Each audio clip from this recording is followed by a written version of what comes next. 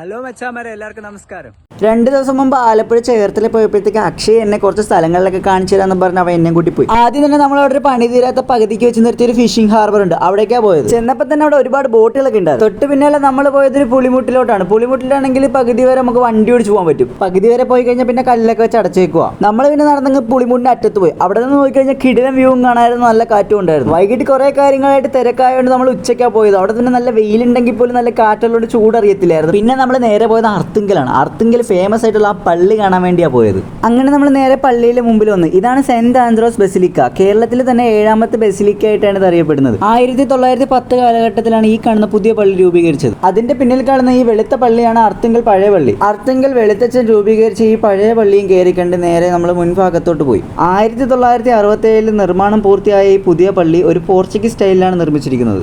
നമ്മൾ അകത്ത് ചെന്നപ്പോൾ ആദ്യം കണ്ടത് ആദ്യ കുർബാന ചൊല്ലുന്നതാണ്. ഇതാണ് അർത്തുങ്കൽ പള്ളിയുടെ ഉൾഭാഗം. പോർച്ചുഗീസ് സ്റ്റൈലിൽ പണി കഴിപ്പിച്ചേക്കുന്ന പള്ളിയായതുകൊണ്ട് തന്നെ കാണാൻ നല്ല രസമുണ്ടായിരുന്നു. കുറച്ചു നേരം അവിടെ നിന്ന് പ്രാർത്ഥിച്ചതിന് ശേഷം ഞാനും അക്ഷയും കൂടി ഒരു കടയിൽ സർബത്ത് കുടിക്കാൻ പോയി. അതാണെങ്കിലോ ഒരു വീപ്പക്കുറ്റി പോലത്തെ ഒരു ഗ്ലാസ്സിലാണ് കൊണ്ട് തരുന്നത്.